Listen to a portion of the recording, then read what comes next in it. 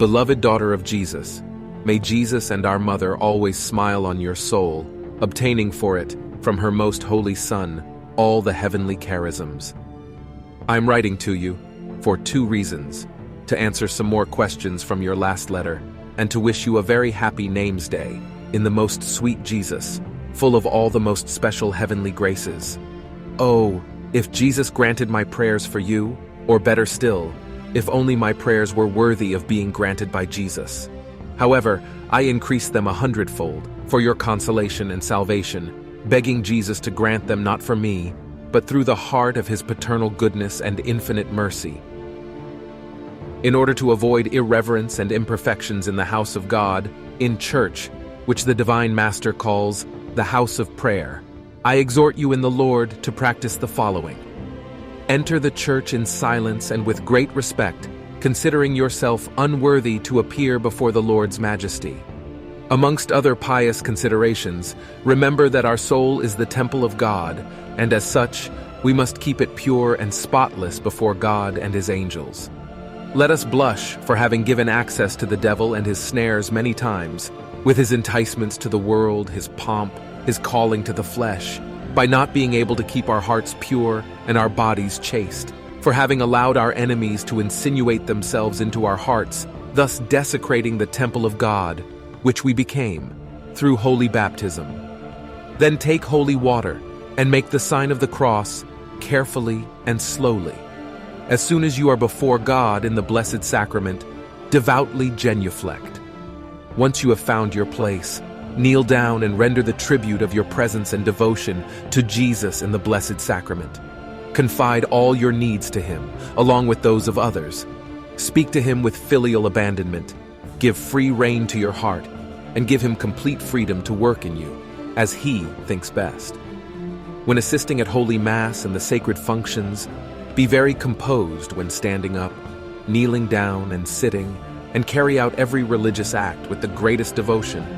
Be modest in your glances. Don't turn your head here and there to see who enters and leaves. Don't laugh, out of reverence for this holy place, and also out of respect for those who are near you. Try not to speak to anybody, except when charity or strict necessity requests this. If you pray with others, say the words of the prayer distinctly. Observe the pauses well, and never hurry.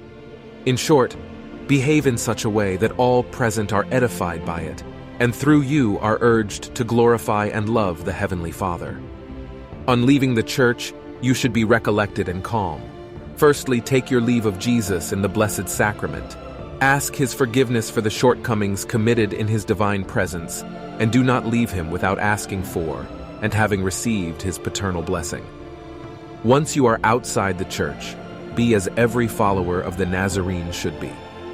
Above all, be extremely modest in everything, as this is the virtue which, more than any other, reveals the affections of the heart.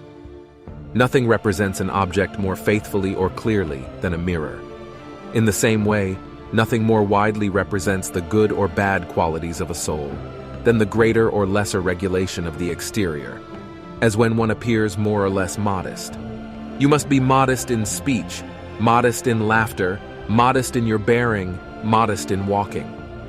All this must be practiced, not out of vanity, in order to display one's self, nor out of hypocrisy, in order to appear to be good to the eyes of others, but rather for the internal virtue of modesty, which regulates the external workings of the body.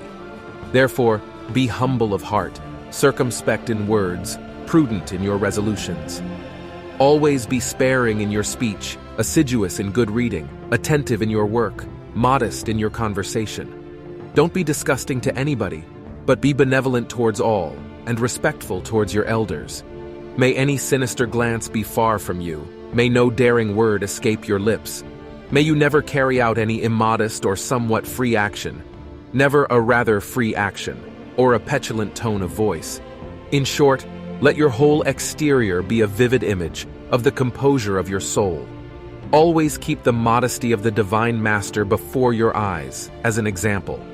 This Master who, according to the words of the Apostle to the Corinthians, placing the modesty of Jesus Christ on an equal footing with meekness, which was his one particular virtue and almost his characteristic. Now I, Paul, myself beseech you, by the mildness and modesty of Christ. And according to such a perfect model, reform all your external operations, which should be faithful reflections, revealing the affections of your interior.